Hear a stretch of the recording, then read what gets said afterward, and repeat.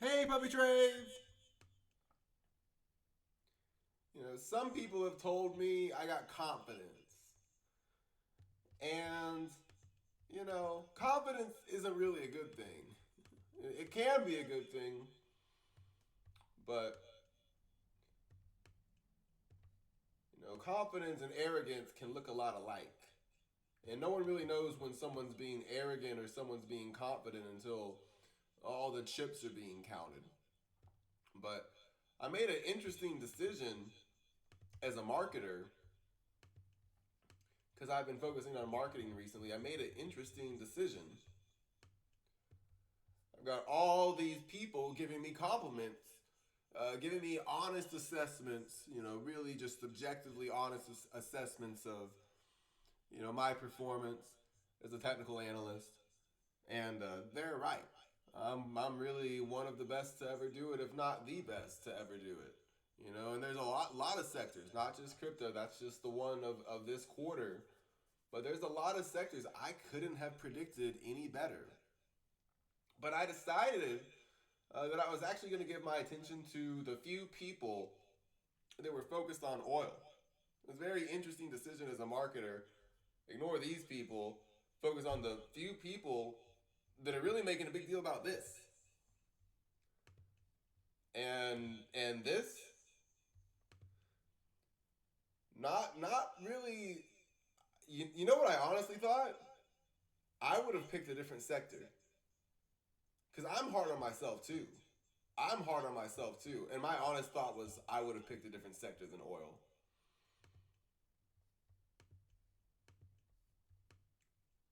But I told them, I said, you guys chirping in every single video are a bottoming indicator. You kind of have to have a sack to do that. Because I got all these people giving me so many compliments because they really understand what's happening. That's why they got swans as their bio. They actually understand what's happening, right? And they're really thankful. So I got all these people giving me honest assessments, and I was like, I'm gonna give the trolls some attention and teach them a lesson about the market and sentiment. I get to see unusual waves of sentiment, and I saw the most unusual wave of sentiment for the oil sector. And I just gotta wonder where we at. I mean, they'll still be here for now, right? But what's going on here? Now the fact checkers are saying Biden's decision on Ukraine long-range missiles is a big step towards World War III, Russian lawmaker claims. Russia has accused President Biden of recklessly taking a very big step towards starting World War III by allowing Ukraine to deploy US made long range missiles. Ukraine has already said it plans to take advantage of a policy change within a matter of days after it was reported Sunday that Biden had lifted the missile ban. Sweet. Ukraine's going to be firing missiles into Russia soon, in a significant reversal of Washington's policy in the Ukraine-Russia conflict. This is a very big step towards the start of World War III, said Vladimir Dazabarov.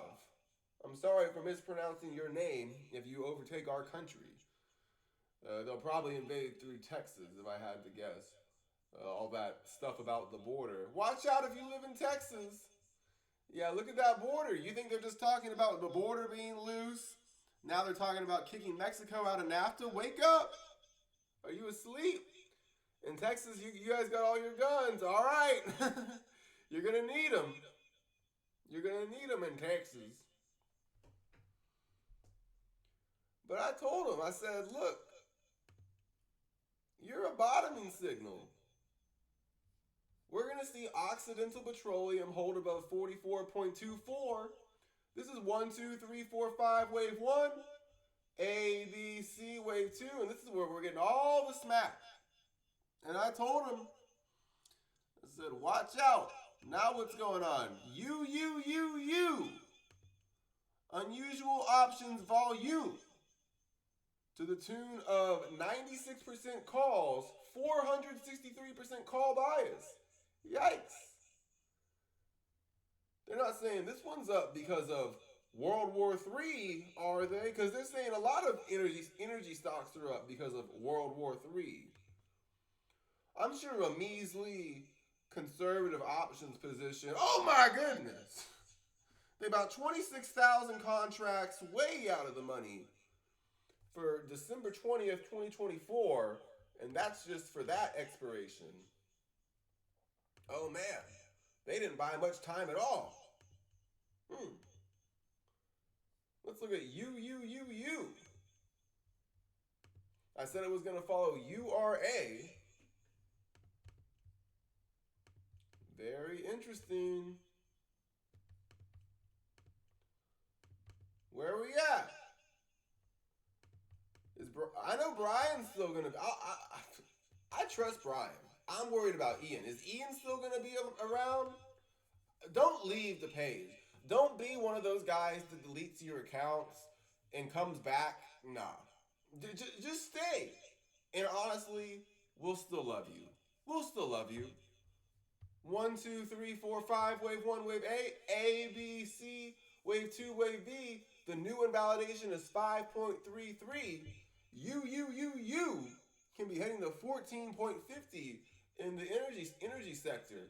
My guess is that it is not going to be just you. I think that we're going to see several energy plays, clean and dirty, but especially oil. Now, one, two, three, four, five, wave one, wave A, wave two, wave B, ending at the 127.2% extension of the length of wave A places wave B high. Oxy can be heading into the 110 range. It's a 50. So you're a bottoming indicator, in my opinion. You, heading to 14.50. Oventive, turning around very nicely. I plan on it holding above 36.91 and entering wave 3 of wave 3 in the oil and gas sector. Oxy, B2 Gold. From a recent video, I said they're going to get defensive, and that's why I was warning, Brian and Ian. I said 1, 2, 3, 4, 5. Perfect highest high on the RSI. Shallow wave 4, wave 5 ends with Momo. Between the 61.8 to 78.6% retracement, that's where wave 2 ends. 1, 2, 3. That's B2 Gold. So I said they're going to get defensive. Watch out. And the most unusual, now we have 2 undersea cables in the Baltic Sea have been disrupted. Oh no! 2 undersea internet cables in the Baltic Sea have been suddenly disrupted, according to local telecommunications companies, amid fresh warnings of possible Russian interference with global undersea infrastructure. A communications cable between Lithuania and Sweden was cut on Sunday morning around 10 a.m. local time. A spokesperson from telecommunications company Telia Lithuania confirmed to CNN. Interesting. They're making this connection, not me. Wow. I had to check outside, make sure there wasn't a big sunrise at 4:30 just now. But anyway, the most unusual options we see in the ETFs today that caught my eye related to this is going to be IEI. That's the 7 to 10 year Treasury bond ETF.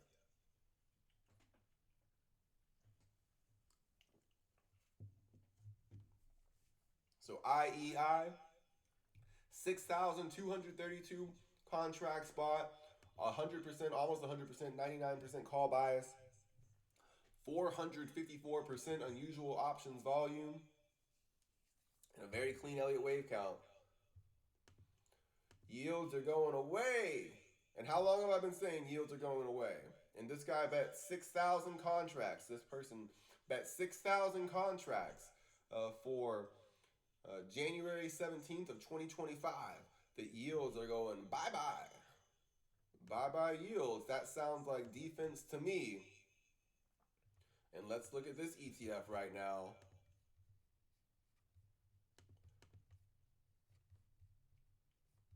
I thought that was going to be black. 1, 2, 3. and then I'll subdivide this. The subdivision of this impulse is very clear. From this low,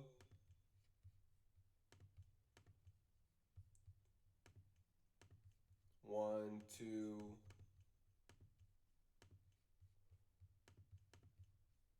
three,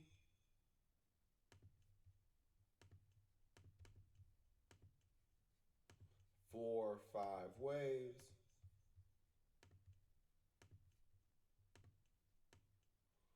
Notice the RSI very cleanly making the highest high within wave 3 before a shallow wave 4 and a wave 5 that ends with momentum divergence.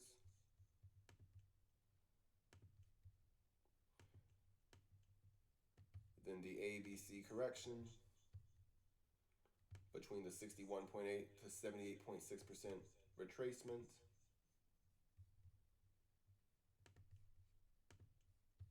Voila. So yields are about to crash. Oil's gonna rip. U is gonna rip. B2 gold turning around, and World War III all over the headlines. It kind of seems like the people screaming oil stocks were a massive, massive, massive bottoming indicator for a geopolitical event that we're going to be hearing about for, to be honest, quite a bit. So let me go a little freestyle here. You know, I like to get a little creative. Yeah, the young kids are calling each other kings right now. All right? So if you have a son between 18 to 26 years old, you need to pay attention to my Draft Kings analysis a lot.